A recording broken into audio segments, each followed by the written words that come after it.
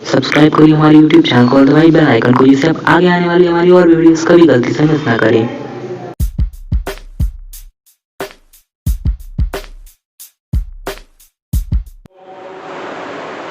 एक बार फिर नवनीत मिश्रा लेके आए आपको 11 बायोलॉजी में साइटोलॉजी की चर्चा हम लोग कर रहे थे।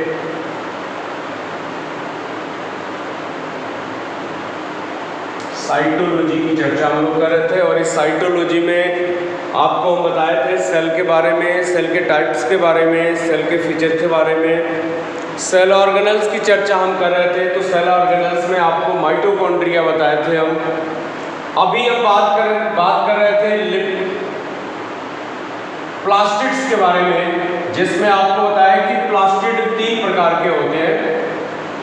ये प्लास्टिड्स की बात कर रहे थे, तो प्लास्टिड आपको बताया 3 प्रकार के होते हैं। रंगों के आधार पर इनको बांटा गया था। पहला आपको बताया ल्यूकोप्लास्ट, जो रंगहीन होते हैं। ये प्रायः भूमिगत भागों में, पौधे के भूमिगत भागों में पाए जाते हैं और भोजन का संचय करते हैं। फिर दूसरा आपको बताए थे क्रोमोप्लास्ट।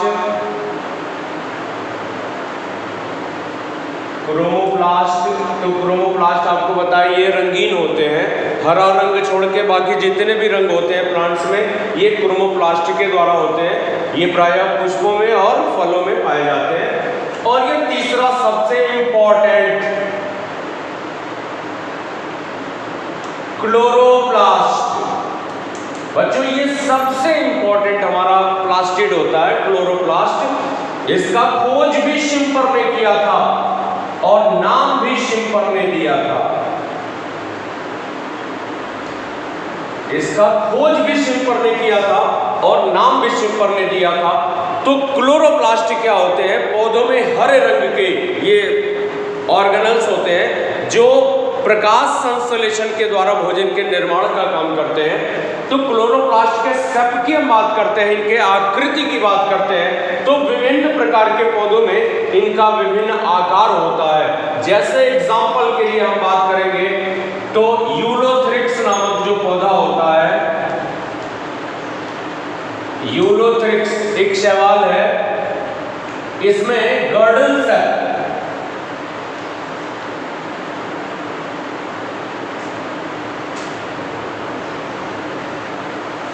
इसमें गर्डल सेप्ट होता है। गर्डल यानी मेखला के आकार का। अगर मेखला ना समझ में आए तो आप अंग्रेजी के सी के आकार का समझ लीजिए। ये अंग्रेजी के सी के आकार का होता है यूलोथ्रिक्स में हरित लवक, क्लोरोप्लास्ट। ऐसे ही हम बात करें स्पाइरोगायरा। स्पाइरोगायरा में आपका रिबन लाइक होता है, यानी फीते के जैसा क्लोरोप्लास्ट होता है। क्लेमाइडोमोनास में बात करें,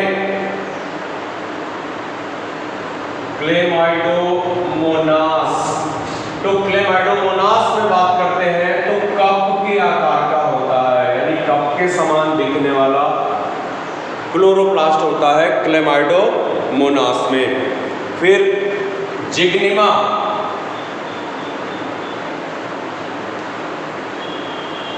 जिग्निमा की हम बात करेंगे तो जिग्निमा में सैटेलाइट के जैसा होता है।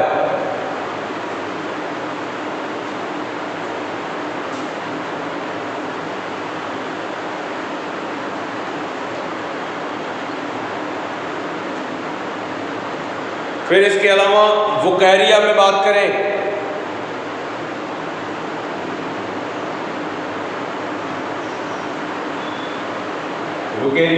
वुकैरिया में प्लेट के नुमा संरचना होती है। तो ये विभिन्न आकार होते हैं हरित लवक के, विभिन्न संरचनाएं होती हैं हरित लवक की विभिन्न प्रकार के पौधों में। लेकिन नॉर्मली जब हम बात करते हैं तो मैक्सिमम प्लांट्स में 90+ जो पौधे होते हैं उनमें हरित लवक अंडे के आकार के संरचना के रूप में दिखाई देता है।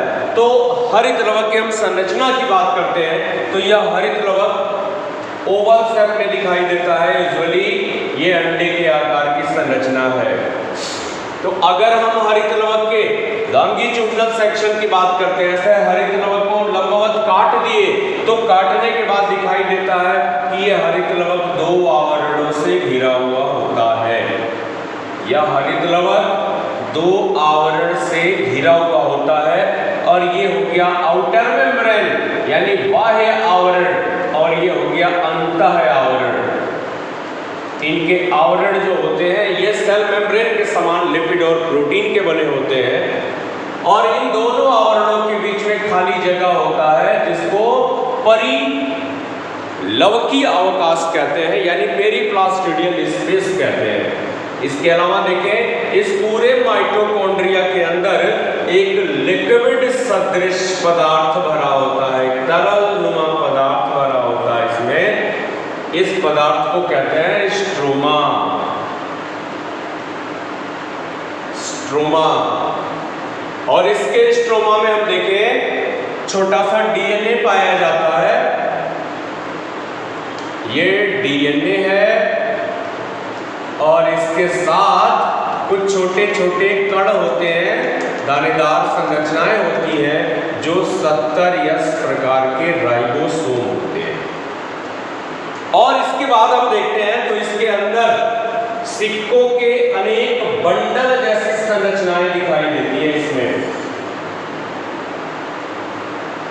सिक्कों के अनेक बंडल जैसी संरचना दिखाई देते हैं।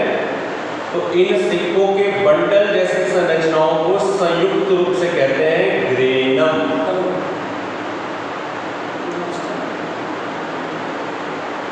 ये सिक्कों के बंडल जैसी संरचना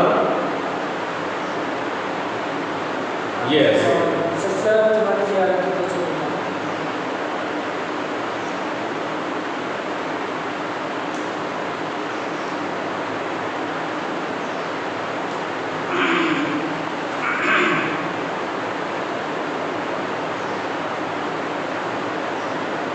ऐसे ये ग्रेनम पाई जाती है इसमें।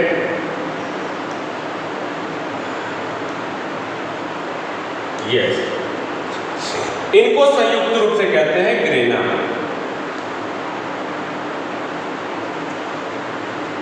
चालीस से 60 इनकी संख्या होती है अप्रोक्स। तो ये जो ग्रेना पाए जाते हैं ये पतली पतली झिल्लियों से बने हुए दोहरे संरचना होते हैं और ये सभी के सभी आपस में जुड़े हुए होते हैं और इन जोड़ने वाली संरचनाओं को ग्रेनल लैमेली या स्ट्रोमल लैमेली कहते हैं, या छोटा सा नाम इनको फ्रैट भी कहते हैं। इनको फ्रैट भी कहते हैं। तो ये संरचना होती है हरित लवक की, बहुत ही सिंपल संरचना। 2 दीवारों से घिरी होती है, बाहरी आवरण, अंतः आवरण। दोनों आवरणों के बीच में खाली जगह होता है जिसको परिलवकीय अवकाश कहते हैं। इनके अंदर स्ट्रोमा यानी तरल जो भरा होगा इसको स्ट्रोमा कहते हैं और इनके अंदर ये सिक्कों के बंडल जैसे संरचना दिखाई देते हैं जिनको ग्रेना कहते हैं और इनके स्ट्रोमा में छोटा सा डीएनए होता है और 70S प्रकार के राइबोसोम होते हैं। तो चूंकि इनमें डीएनए और 70S प्रकार का राइबोसोम पाया जाता है, इस आधार पर इस हरित लवक को भी हम अर्ध स्वतंत्र कोशिकांग कहते हैं, सेमी इंडिपेंडेंट सेल ऑर्गेनल कहते हैं। और एक नाम और इनको हम दे देते हैं, चूंकि डीएनए और 70S प्रकार के राइबोसोम है और यह प्रोकैरियोटिक सेल की तरह की संरचना शो करता है, इसलिए इसको हम प्रोकैरियोटिक सेल भी कह देते हैं। तो ये संरचना होती है हरित लवक की। अब यहाँ हरित लवक के कार्य की हम बात करें तो हरित लवक का काम क्या है? प्रकाश संश्लेषण क्रिया के द्वारा ऊर्जा का निर्माण करना। तो प्रकाश संश्लेषण की क्रिया इस हरित लवक के अंदर संपन्न होती है। तो जो दिन वाली क्रिया होती है वो ग्राना में संपन्न होती है और जो रात वाली क्रिया होती है वो स्ट्रोमा में। तो दिन वाली क्रिया ग्राना में संपन्न होती है और रात वाली क्रिया स्ट्रोमा में संपन्न होती है, यानी 24 आवर प्रकाश संश्लेषण की क्रिया होती रहती है। ये हो गया प्रकाश संश्लेषण। बच्चों यहाँ एक चीज और हम आपको बताएं कि प्रकाश संश्लेषण की जो क्रिया होती है वो कौन से रंग में सर्वाधिक होती है। तो आप याद रखिएगा, लाल रंग के प्रकाश में प्रकाश संश्लेषण की क्रिया सर्वाधिक होती है। यही कारण है आपसे पूछा जाए कि किसी पौधे में सुबह के 6 बजे और दोपहर के 12 बजे किस समय में प्रकाश संश्लेषण की क्रिया सबसे अधिक होगी, तो आप बताएंगे मॉर्निंग 6 AM, क्योंकि 6 बजे सवेरे लाल रंग का प्रकाश ज़्यादा मिलता है और उस समय प्रकाश संश्लेषण की क्रिया तेज होती है, और दोपहर में लाल रंग के प्रकाश कम मिलते हैं, इसलिए प्रकाश संश्लेषण की क्रिया धीमी हो जाती है। तो ये हो गया प्रकाश संश्लेषण के बारे में, जो आपका हरित लवक का कार्य होता है। तो बच्चों, हरित लवक के बाद हम बात करते हैं एंडोप्लाज्मिक रेटिकुलम। हरित लवक में एक और चीज जाने, इनका मुख्य कार्य है प्रकाश संश्लेषण करना। साथ में हमारे लिए बहुत ही डायरेक्ट बेनिफिशियल ये होते हैं कि ऑक्सीजन रिलीज करते हैं, और यह ऑक्सीजन हम अपने श्वसन की क्रिया में प्राप्त करते हैं। तो हमें ऑक्सीजन कहाँ से मिलता है, तो हमारे लिए ऑक्सीजन का मुख्य स्रोत होता है पौधों का प्रकाश संश्लेषण क्रिया। पौधे प्रकाश संश्लेषण की क्रिया करते हैं और ऑक्सीजन रिलीज करते हैं, वो ऑक्सीजन हमारे लिए उपयुक्त होता है। तो अभी हम बात करेंगे अगले टॉपिक एंडोप्लाज्मिक रेटिकुलम, यानी अंतःप्रद्रव्य जालिका। एंडोप्लाज्मिक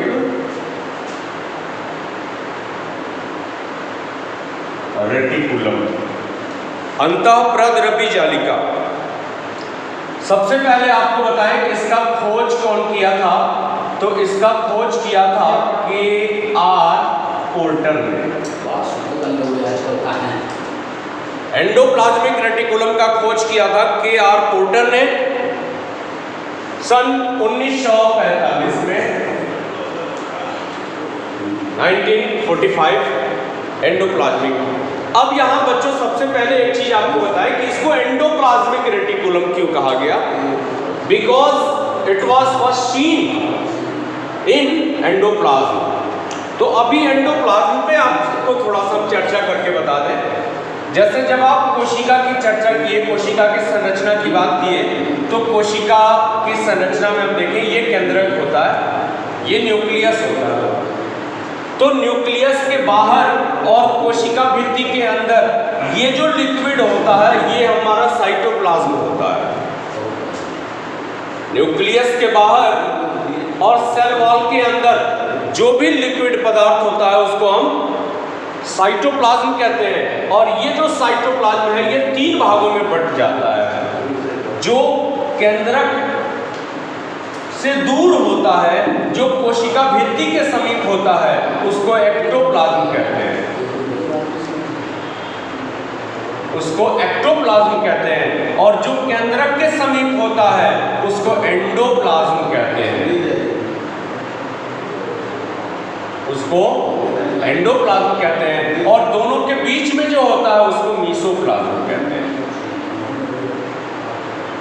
इसको मीसोप्लाज्म कहते हैं। तो बच्चों यहाँ पे जो जीव द्रव्य, जो कोशिका द्रव्य का बाहरी भाग होता है वो एक्टोप्लाज्म, जो अंतः भाग होता है वो एंडोप्लाज्म, और जो मध्य का भाग होता है वो मीसोप्लाज्म कहलाता है। तो चूंकि इस जालिका जैसी संरचना को KR पोर्टर ने सबसे पहले एंडोप्लाज्म में देखा था, इसीलिए इसका नाम एंडोप्लाज्मिक रेटिकुलम पड़ गया। एंडोप्लाज्म में सबसे पहले देखा जाने के कारण इसका नाम एंडोप्लाज्मिक रेटिकुलम रखा गया। तो ये एंडोप्लाज्मिक रेटिकुलम होता है। एंडोप्लाज्मिक रेटिकुलम 3 संरचनाओं से मिलकर बनता है। 3 संरचनाएं, सबसे पहले सिस्टर्नी,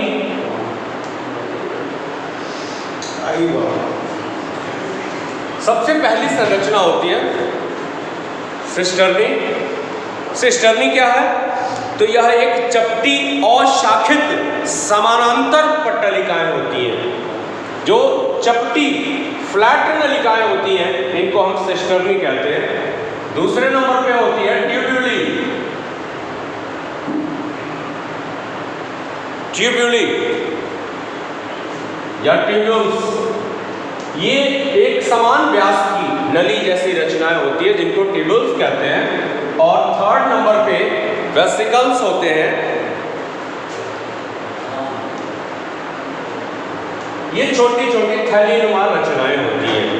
तो ये चपटी संरचनाएं सिस्टर्नी कहलाती हैं और एक समान व्यास की नली समान संरचनाएं नलिकाएं ट्यूब्यूली कहलाती हैं और ये छोटी छोटी गोल थैलीनुमा पुट्टिकाएं कहलाती हैं, वेसिकल्स कहलाती हैं। तो ये तीन संरचनाओं से मिलकर बना होता है। अब ये जो एंडोप्लाज्मिक रेटिकुलम है ये दो प्रकार का होता है। पहला होता है रफ एंडोप्लाज्मिक रेटिकुलम, यानी रफ एंडोप्लाज्मिक रेटिकुलम, और दूसरा होता है इसका smooth endoplasmic reticulum. Smooth endoplasmic reticulum. तो रफ एंडोप्लाज्मिक रेटिकुलम और स्मूथ एंडोप्लाज्मिक रेटिकुलम का क्या मतलब होगा? तो वह एंडोप्लाज्मिक रेटिकुलम यानी वह अंतःप्रद्रव्यी जालिका जिस पर राइबोसोम लगे होते हैं, ये राइबोसोम्स लगे हुए हैं, तो इस प्रकार की जालिकाओं को रफ एंडोप्लाज्मिक रेटिकुलम, यानी वह एंडोप्लाज्मिक रेटिकुलम जिस पर राइबोसोम्स लगे होते हैं उनको रफ एंडोप्लाज्मिक रेटिकुलम कहते हैं। और वह एंडोप्लाज्मिक रेटिकुलम यानी वह अंतःप्रद्रव्यी जालिका जिस पर कोई राइबोसोम्स नहीं लगे होते हैं, इनको हम कहते हैं smooth endoplasmic reticulum.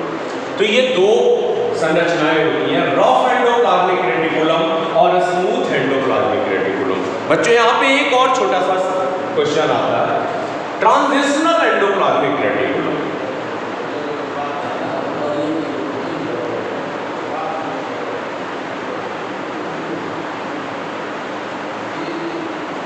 Transitional endoplasmic reticulum यानी संक्रमणीय अंतःप्रद्रव्यी जालिका, ये क्या होती है? तो ये रफ एंडोप्लाज्मिक रेटिकुलम में मिलता है।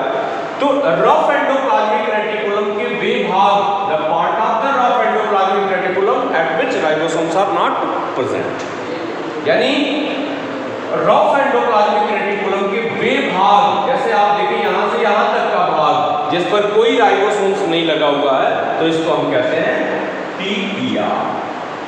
यानी रफ एंडोप्लाज्मिक रेटिकुलम के वे भाग जिन पर राइबोसोम्स नहीं चिपके होते हैं, इनको हम ट्रांजिशनल एंडोप्लाज्मिक रेटिकुलम कहते हैं। ये हो गया एंडोप्लाज्मिक रेटिकुलम के प्रकार।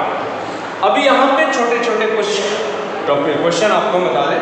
ये जो रफ एंडोप्लाज्मिक रेटिकुलम है, तो रफ एंडोप्लाज्मिक रेटिकुलम में राइबोसोम्स चिपके होते हैं। तो आपसे पूछा जाता है कि राइबोसोम्स ये एंडोप्लाज्मिक रेटिकुलम की कौन से संरचना पे चिपके होते हैं?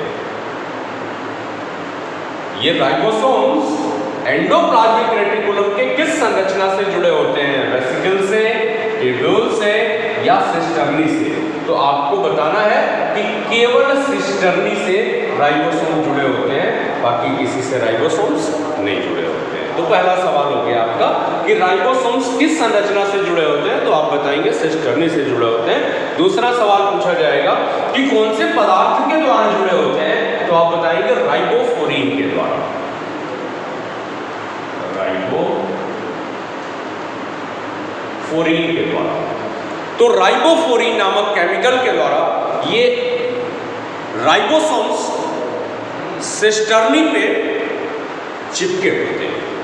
अब एक चीज और यहाँ पे आपको बता दें कि राइबोसोम्स के बारे में आप जानते हैं कि राइबोसोम्स दो प्रकार के होते हैं, 70 प्रकार के राइबोसोम और 80 प्रकार के राइबोसोम।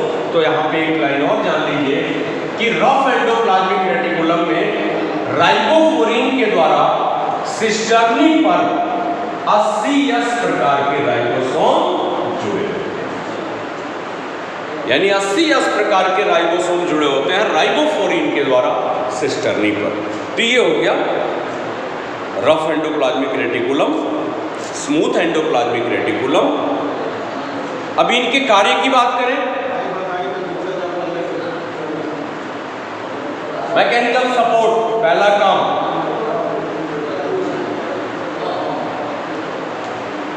यांत्रिक सहारा प्रदान करना। दूसरे नंबर पे सक्रिय स्थानांतरण, सक्रिय स्थानांतरण। तीसरा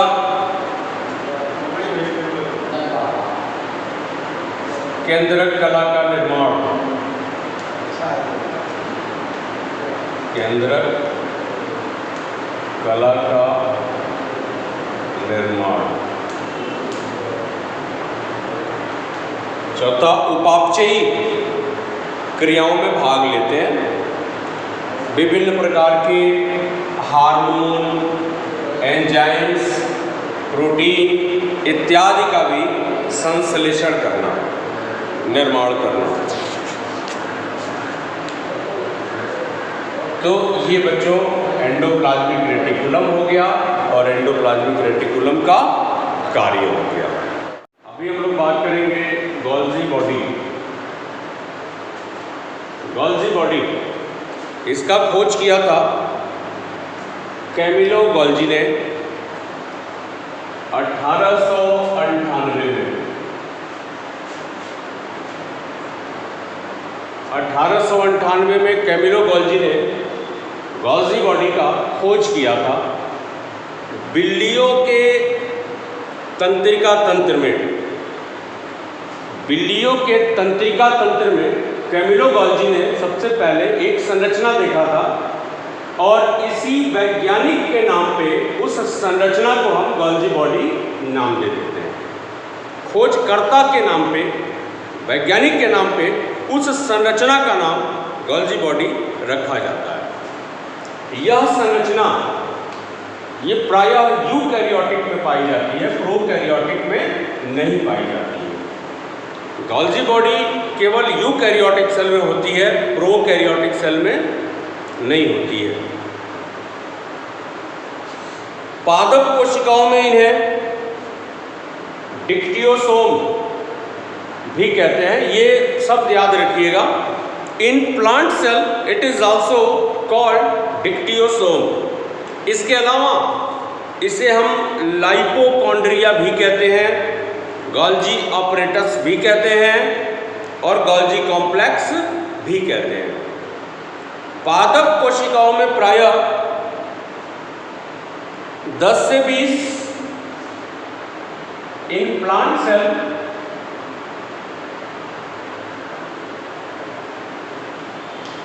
इनकी संख्या 10 से 20 होती है, जबकि एनिमल सेल में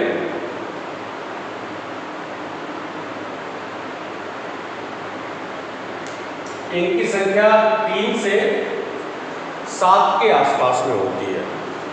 यानी पौधों में ये ज़्यादा पाए जाते हैं और जंतुओं में कम पाए जाते हैं। कीटों के लार ग्रंथियों में, कीटों के लार ग्रंथियों में इनकी संख्या हजारों तक होती है। लार ग्रंथियों में कीटों के, ठीक है।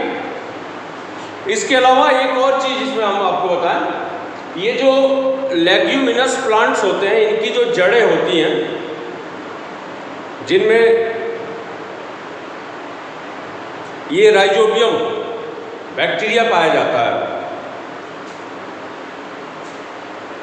या फिर हम कह सकते हैं कि ये जो राइजोइडल रूट्स होते हैं, जैसे कारा में होता है, तो उनमें इनकी संख्या और अधिक होती है, लगभग 2500 के आसपास में होती है। अभी आप देखें कारा के राइजोइडल रूट्स में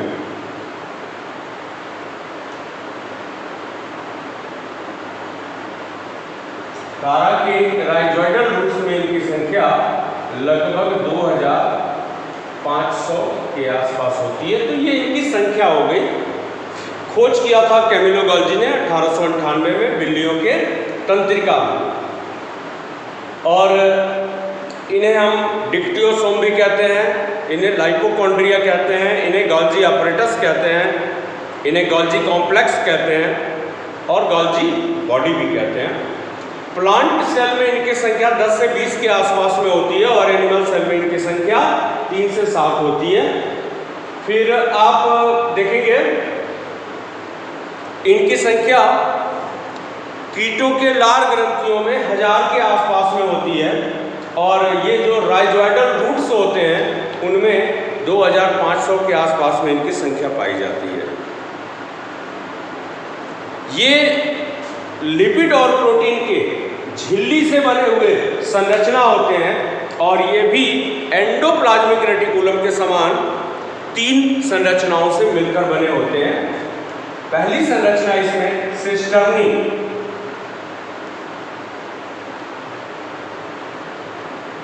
यानी ये भी 3 संरचनाओं से मिलकर बने होते हैं, सिस्टर्नी। दूसरा वेसाइकल्स,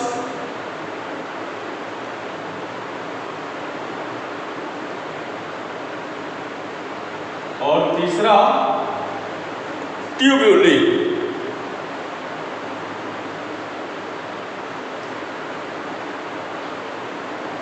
तो सिस्टर्नी, वेसाइकल्स और ट्यूब्यूल्स, ये 3 संरचनाओं से मिलकर इनका निर्माण होता है, गॉल्जी बॉडी का निर्माण होता है। तो जैसा कि हम सिस्टर्नी के बारे में जानते हैं कि यह चपटी अशाखित संरचना होती है।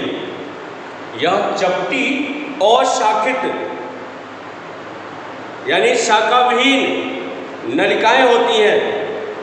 इनकी नलिकाएं 2 परत वाली एक दूसरे के समानांतर थैलियों के समूह में व्यवस्थित होती हैं और प्रत्येक समूह में लगभग 4 से 10 नलिका स्वरूप थैलियां होती हैं। इन थैलियों के किनारे पर ऊपर प्याले नुमा संरचना होता है। इस कारण इसके दोनों ओर दोनों तल होते हैं, यानी अवतल भी होता है और उत्तल भी होता है। तो जो इनका उत्तल होता है उसको सिस कहते हैं और जो इनका अवतल होता है वो ट्रांसफेस कहलाता है।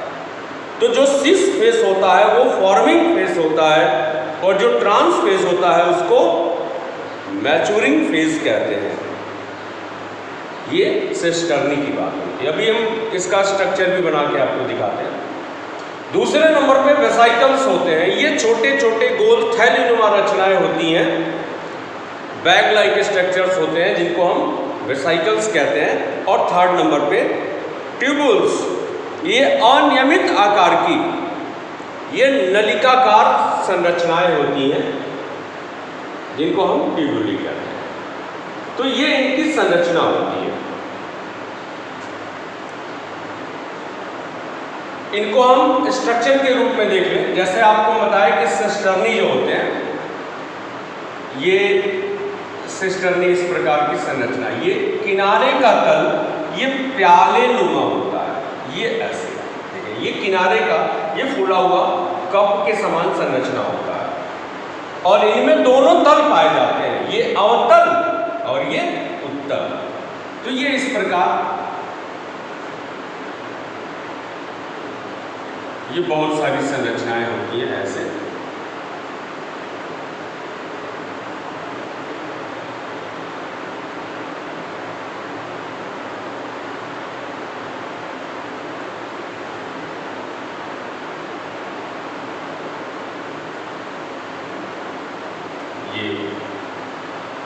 ये इनका स्ट्रक्चर होता है।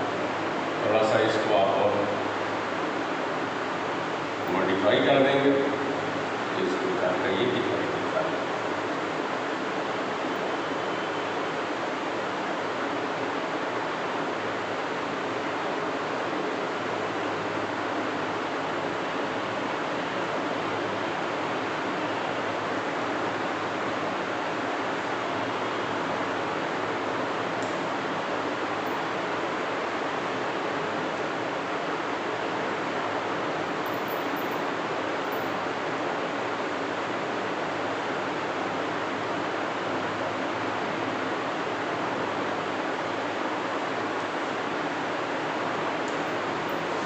ये देखिए आप, ये गॉल्जी बॉडी की एक नॉर्मल संरचना होती है। इसमें उत्तल सिस कहलाता है, यानी ये सिस फेस होता है, और ये ट्रांस फेस। सिस को हम फॉर्मिंग फेस कहते हैं और ट्रांस को मैच्योरिंग फेस कहते हैं। ये इनकी संरचना होती है। कार्य की चर्चा करें तो इनका कार्य बहुत सारा होता है, जिसमें हम 2-3 महत्वपूर्ण कार्यों की चर्चा कर लेंगे। इनका सबसे पहला काम होता है सेक्रेशन, यानी स्रावण करना। ये एंजाइम तथा अन्य पदार्थों का सेक्रेशन करते हैं। इनका दूसरा कार्य है कोशिका भित्ति का निर्माण करना।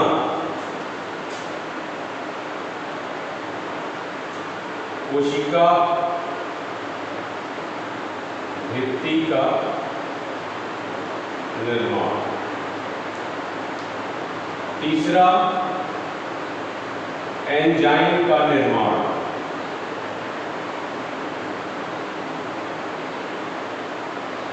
एंजाइम्स का निर्माण। चौथा बहुत अच्छा काम है ट्रैफिक पुलिस का काम। ट्रैफिक पुलिस, ट्रैफिक पुलिस का काम। इसके अलावा शुक्राणुओं के शीर्ष यानी एक्रोसोम का निर्माण।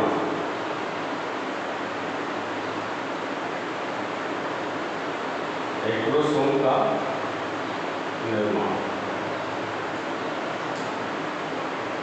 कोशिका विभाजन के दौरान सेल प्लेट का निर्माण। सेल प्लेट का निर्माण।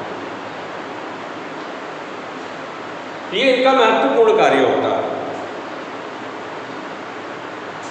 तो ये बच्चों हो गया आपका गाल्जी काय के बारे में, जिसका खोज किया था कैमिलो गाल्जी ने, और ये इनका विवरण हो गया।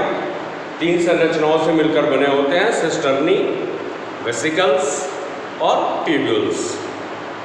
इनकी ये सिस्टर्नी देखें, ये चपटी और शाखित या शाखा विहीन नलिकाएं होती हैं, जो किनारों पर कप के समान होती हैं।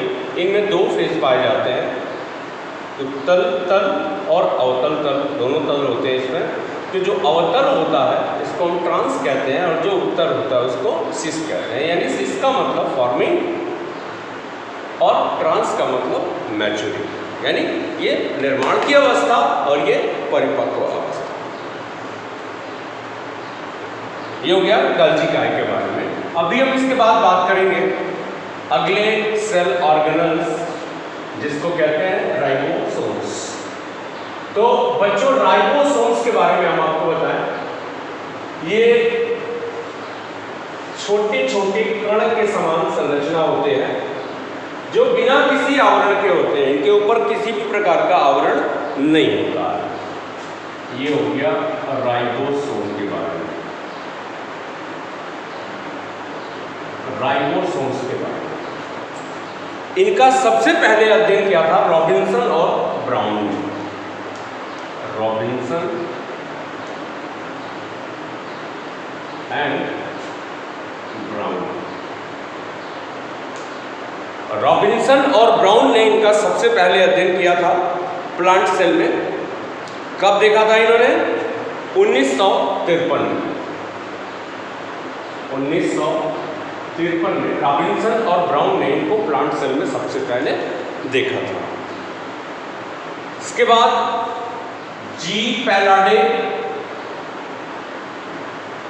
G.E. पैलाडे का नाम आता है। जी पैलाडे ने एनिमल सेल में सबसे पहले इनको देखा।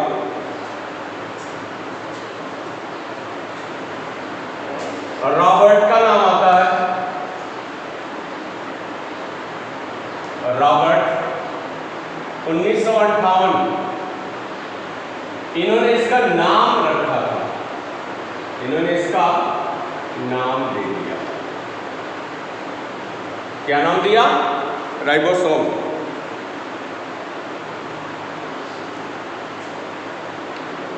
ये प्रोकैरियोटिक यूकैरियोटिक दोनों में पाए जाते हैं। इसके अलावा ये माइटोकॉन्ड्रिया में भी पाए जाते हैं और प्लास्टिड में भी, यानी हरित लवक में भी पाए जाते हैं।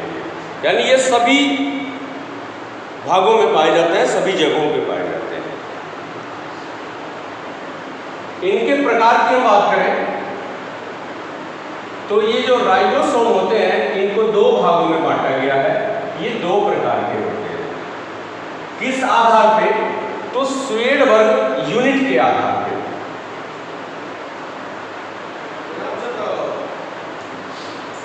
स्वेडबर्ग यूनिट, जिसको यस से हम निरूपित करते हैं। तो स्वेडबर्ग यूनिट के आधार पे ये दो प्रकार के होते हैं। एक 70S प्रकार के राइबोसोम और दूसरा 80S प्रकार के राइबोसोम। तो दो प्रकार के होते हैं, एक 70S प्रकार का राइबोसोम और एक 80S प्रकार का राइबोसोम। तो जो 70S होते हैं ये प्रोकैरियोटिक में पाए जाते हैं।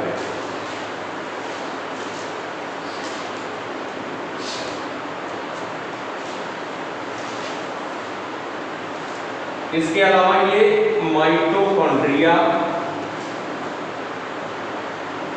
और क्लोरोप्लास्ट, माइटोकॉन्ड्रिया और क्लोरोप्लास्ट में भी पाए जाते हैं। ये जो 70S प्रकार के राइबोसोम होते हैं ये दो यूनिट से मिलकर बने होते हैं। इनमें एक बड़ा यूनिट होता है जिसको हम 50S कहते हैं और एक छोटा यूनिट होता है जिसको हम 30S कहते हैं। यानी ये 50S और 30S ये दो छोटे छोटे यूनिट से मिलकर बने होते हैं। 50S बड़ा यूनिट होता है और 30S छोटा यूनिट होता है। अब 50S में क्या क्या होते हैं इनकी चर्चा हम कर लें। ये जो 50S होता है इसमें 5S RNA, 5S small r RNA, 23S small r RNA,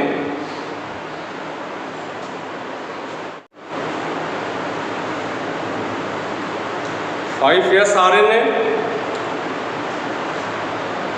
23S RNA,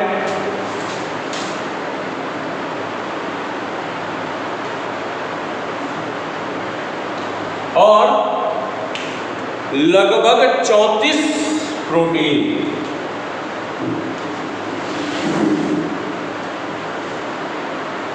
ये मिलके निर्माण करते हैं 50S प्रकार के राइबोसोम का।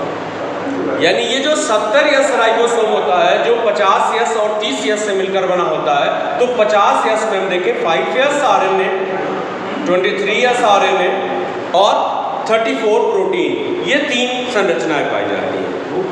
जबकि 30S राइबोसोम की अगर हम बात करते हैं तो इसमें 16S RNA और 24 प्रोटीन होते हैं। ये दो संरचनाएं मिलके 30S राइबोसोम का निर्माण करती हैं और ये तीन संरचनाएं मिलके 50S राइबोसोम का निर्माण कर देते हैं। अभी दूसरे तरफ हम बात करें 80S राइबोसोम। 80S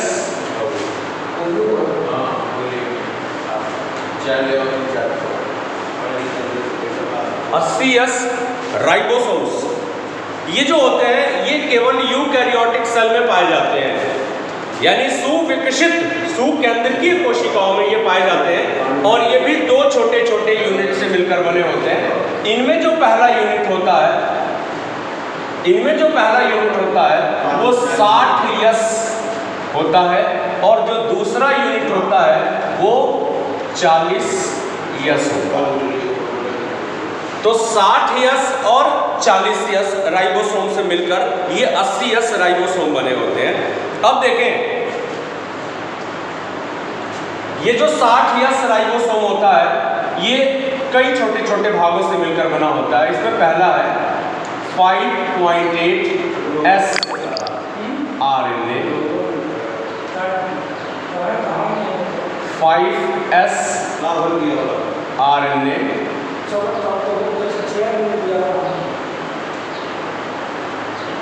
28S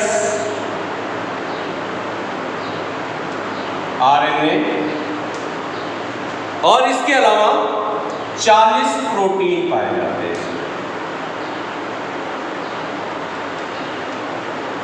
यानी अगर हम बात करते हैं इस 60S वाले खंड की, यानी जो 80S राइबोसोम है जो 2 यूनिट में बटा हुआ है, तो एक पहला यूनिट 60S राइबोसोम और दूसरा यूनिट 40S राइबोसोम। तो जब हम 60S राइबोसोम की बात करते हैं तो इसमें 5.8S RNA, 5S RNA, 28S RNA और 40 प्रोटीन्स ये मिलके 60S राइबोसोम का निर्माण करते हैं। दूसरी तरफ हम बात करते हैं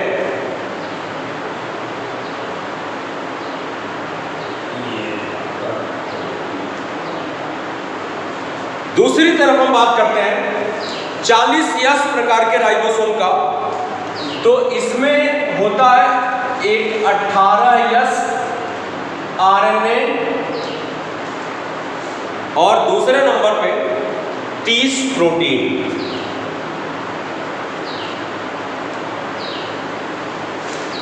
18S राइबोसोम और 30 प्रोटीन, ये 2 संरचनाएं मिलकर 80S प्रकार के राइबोसोम का निर्माण करती हैं। अब यहाँ हम एक और चीज आपको बताएंगे कि ये जो राइबोसोम्स होते हैं ये छोटे छोटे यूनिट से मिलकर बने होते हैं। जैसे 80S की बात कर रहे हैं तो 80S ये 60 और 40S से मिलकर बना होता है। तो एक सवाल यहाँ पे पूछा जाता है कि ये दोनों राइबोसोम्स जो हैं ये आपस में जुड़े कब होते हैं और अलग कब होते हैं। तो बच्चों याद रखिएगा कि जब मैग्नीशियम आयन की सांद्रता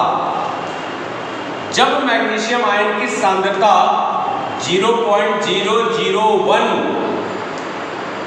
मोल से अधिक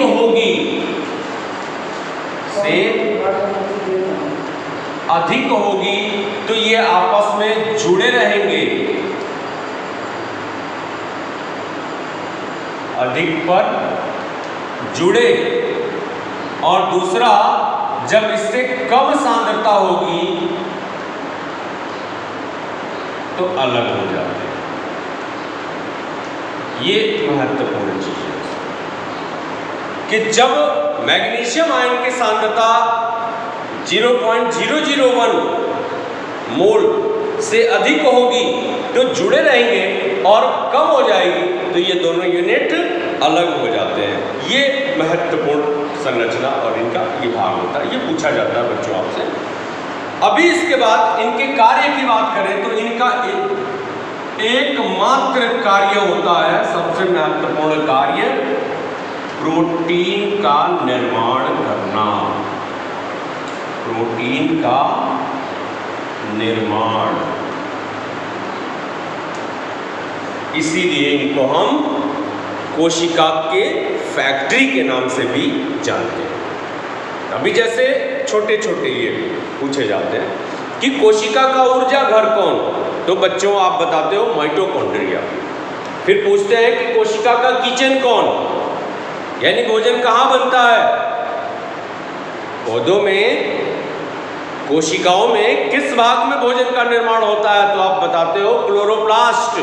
तो क्लोरोप्लास्ट को हम किचन कहते हैं। फिर पूछा जाता है कि ट्रैफिक पुलिस कौन, आप बताते हो राइबोसोम्स। ये गॉल्जी बॉडी ये ट्रैफिक पुलिस का काम करता है। फिर पूछा जाए कि कोशिका की फैक्ट्री कौन, तो आप बताते हो ribosome is the factory of the cell. क्यों फैक्ट्री? क्योंकि फैक्ट्री में निर्माण का काम होता है और इसका भी काम है प्रोटीन प्रोटीन का निर्माण करना। तो ये इनकी संरचना होती है। अभी हम इसके बाद बात करेंगे एक और छोटे से ऑर्गेनल्स लाइसोसोम के बारे में। एक और संरचना की हम बात करेंगे लाइसोसोम, जो एकमात्र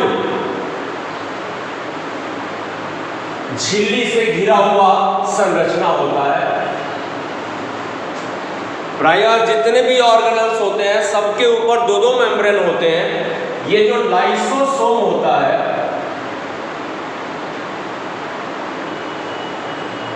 ये जो लाइसोसोम होता है, यह एक एकहरी झिल्ली से घिरी हुई संरचना होती है। इसका खोज किया था C.D. डवे। C.D. डवे। C.D. डवे ने इसका खोज किया था 1955 में,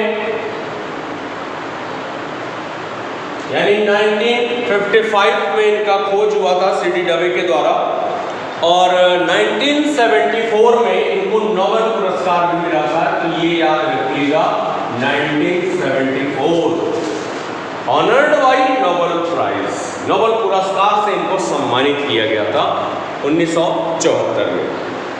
तो यह एकक झिल्ली से घिरी हुई छोटी छोटी थैलीनुमा रचना होती है, जिसको हम लाइसोसोम कहते हैं, और यह प्रायः एनिमल सेल में पाई जाती है। Only in animal cell. ये प्रायः जंतु कोशिकाओं में पाई जाती है, और इनमें अगर ये हम लाइसोसोम की संरचना की बात करें तो इनमें बहुत सारे प्रकार के, लगभग 50 से भी अधिक ये हाइड्रोलिटिक एंजाइम इसमें भरे होते हैं। 50 प्रकार के हाइड्रोलिटिक एंजाइम, यानी जल अपघटनी विकल्प।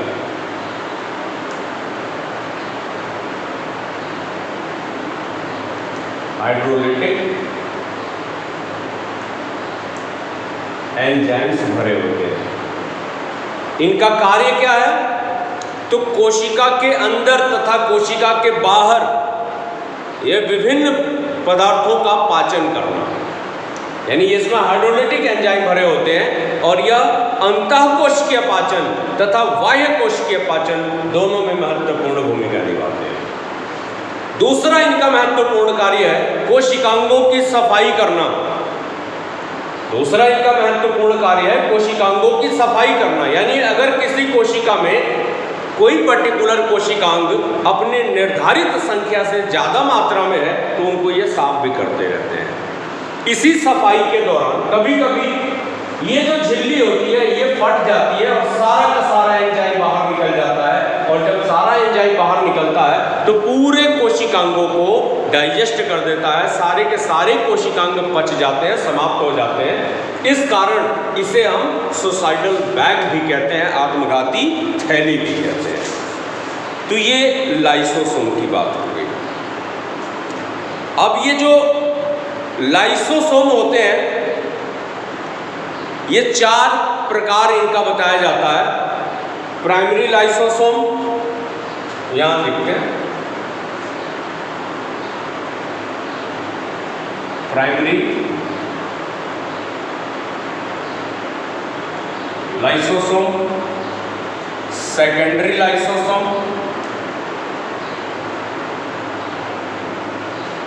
सेकेंडरी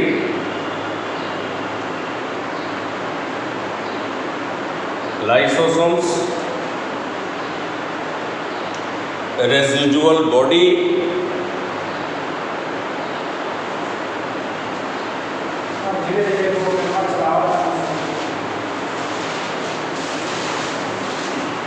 रेसिडुअल बॉडी, और फिर चौथा ऑटोफेजिक वैक्यूल्स।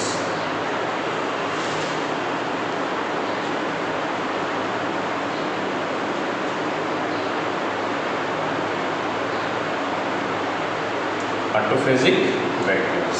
तो ये बच्चों देखें, हम सबसे पहले प्राइमरी लाइसोसोम्स की बात करें, प्राथमिक लयनकाय।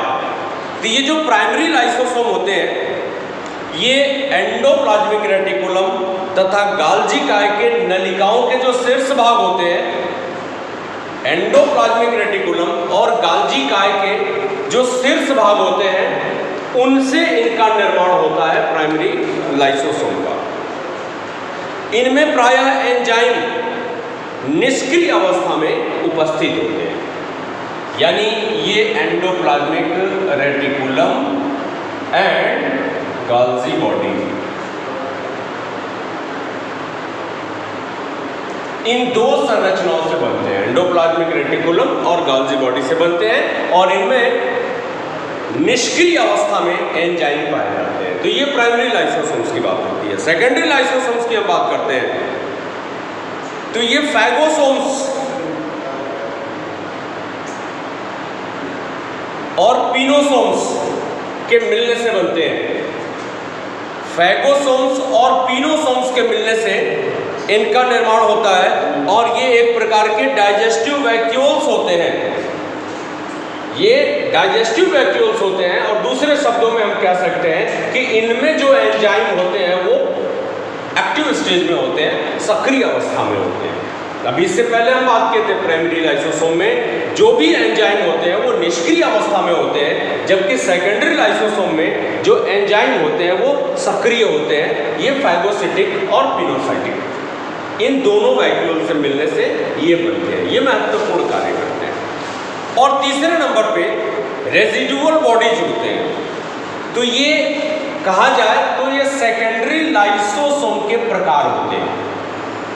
तो जब सेकेंडरी लाइसोसोम वर्किंग कंडीशन में होता है, जब ये खाद्य पदार्थों का पाचन करता है, तो उस पाचन के दौरान जो अपशिष्ट बच जाते हैं वो रेजिडुअल बॉडी में स्टोर हो जाते हैं। तो जो भोजन बच जाएगा वो रेजिडुअल बॉडी में इकट्ठा हो जाएगा ताकि इनका अपघटन हो सके।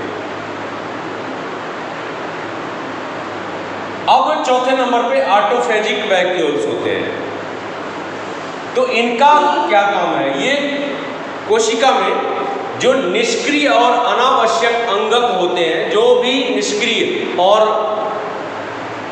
अनावश्यक यानी नॉन एसेंशियल जो ऑर्गेनल्स होते हैं, उनको ये समाप्त करके कोशिका की सफाई करता रहता है, उनका भक्षण करता रहता है, पाचन करता रहता है, ये काम करता रहता है। अभी कंबाइंडली हम लाइसोसोम्स के कार्य की हम चर्चा कर लें तो लाइसोसोम का कार्य देखें तो लाइसोसोम का पहला काम होता है भक्षण करना, यानी फैगोसिटिक, हिंदी में भक्षण करना, ये इनका पहला काम होता है। दूसरा, कोशिका विभाजन को प्रेरित करना, कोशिका विभाजन को प्रेरित करना।